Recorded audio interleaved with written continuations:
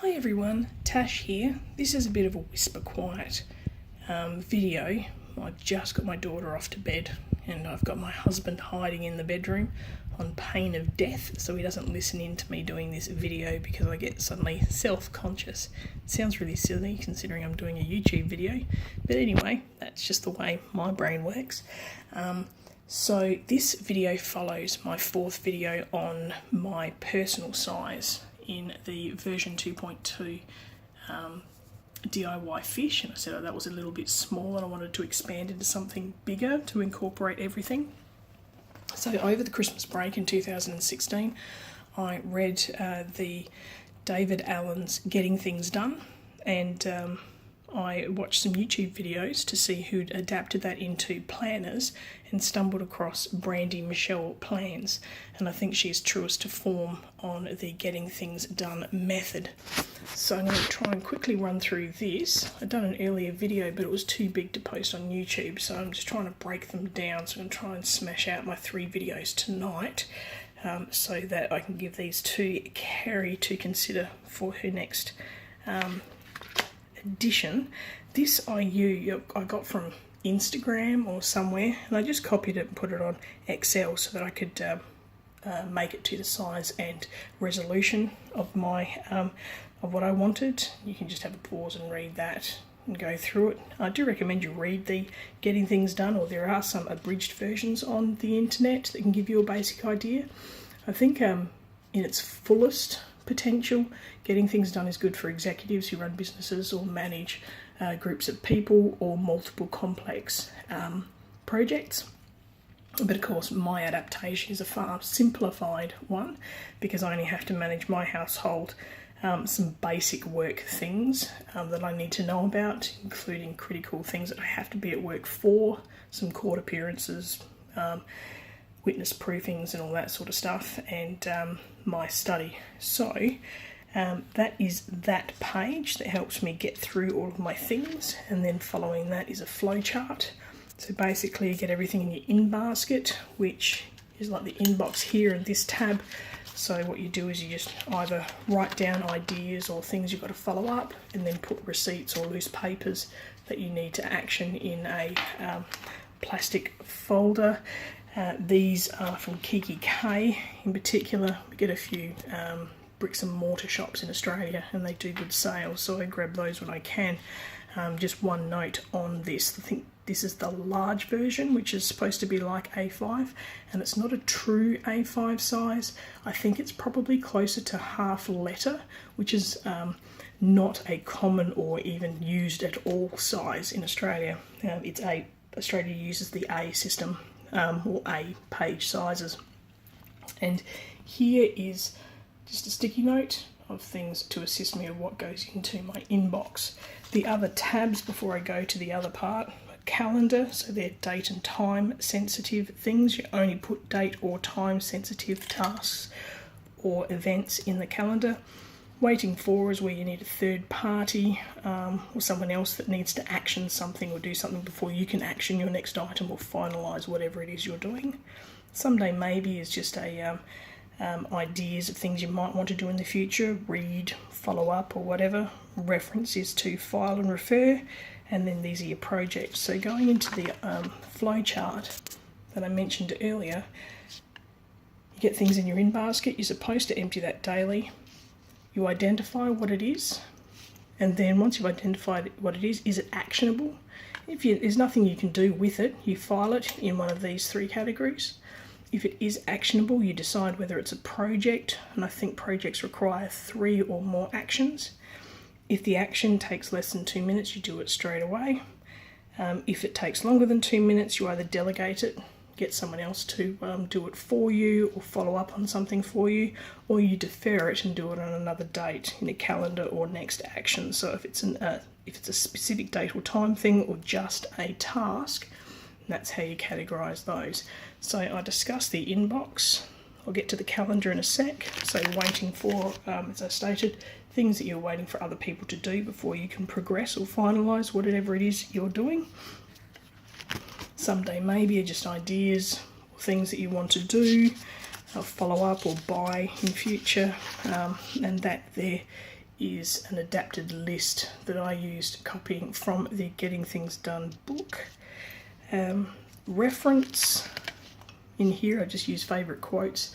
You could probably use just other little motivational things, or some page that you need to refer to, reference material of some description. And then the last tabs I have here in the Getting Things Done of the project. So the projects list is basically a contents page. This is another thing that I got from Instagram or somewhere, and just adapted it to my own needs in Excel. And this is just a sticky note of notes I took of abbreviations. And this is basically a contents page of projects that I want to commence, have already been commenced or completed.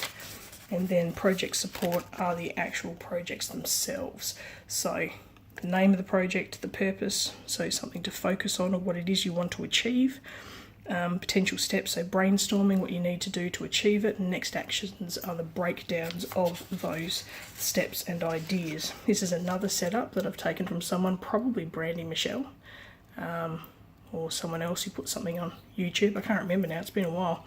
So again, the title, so what the project is. Here I've added duration, so what your start date is. That could either be something that's already started or in the future. And then when you want it due by, the objective is the same as the purpose, to keep you focused, what it is you want to achieve, and then how you think you're going to get there.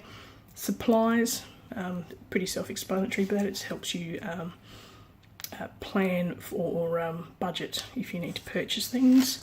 And here are your next actions in relation to that. These other, this is just a project of how I was going to set up the Getting Things Done method. These other tabs are also KKK, and they were just getting things done things.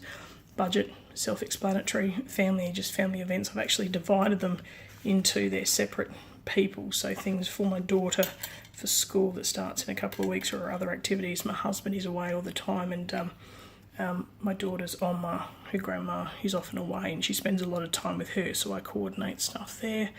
General uni and my 2 subjects. I don't use this, or I didn't end up really using it. I tried to in the beginning, but the whole method of me putting everything in one planner was to try and see everything together. And of course, having this compartmentalised or filed away at the back of the file, it wasn't clear and present in my face, so therefore it didn't exist, and I just didn't end up using it. And this one is just exercise and health that I was fluffing around, looking at doing some exercise regimes at the time. Didn't really work out how I wanted to plan it there. Going back to the calendar, which is the date and time specific things.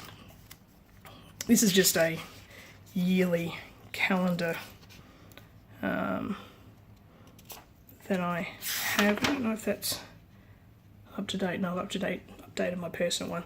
So that's just my terms and my daughter's study periods as well for when she starts school, because my uni study periods don't match up with my daughter's school year. Then I've got, it's just a daily routine, some notes that I took there that are relevant to me. Weekly routine, so basically the daily routine, I go through that daily to make sure everything is done. And then the weekly routine is I should do that at the end of the week, just to update everything. It's just more notes. So this is one of the DIY fish inserts. I think this one may have been one of my version 3.3s. A lot of these are the same or similar. So you've got a monthly chart. Didn't fill out February very well.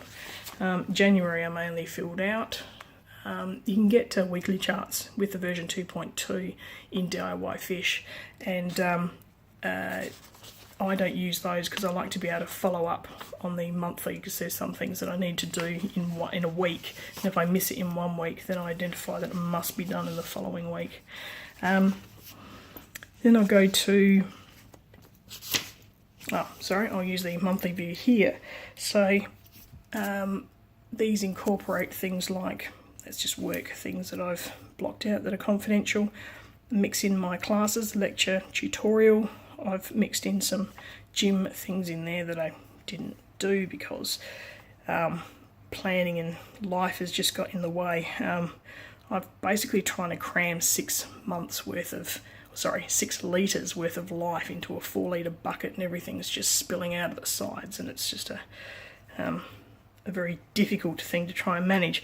But I was going to swear then, but I held myself back. So going to a weekly view, so this is version 3S3. I liked this one because, didn't have that very good frame. There you go. I like this one because I could see the whole weekly layout. I wanted to be able to have that access, and then I just can do my scheduling as to what is done for work, or what are my tasks or appointments during the day, and when I can fit in study. So I would divide my 2 subjects here as to the things I needed to do for that week in that section. And then this section would be my next action list pertaining to the getting things done method. So people I needed to contact, errands I needed to run, or things I needed to buy, things I do in the house, and things I needed to do at work. And that worked fairly well, although I discovered that I have a lot of real estate on the page. However, I'm not using it fully, and the planner is really bulky.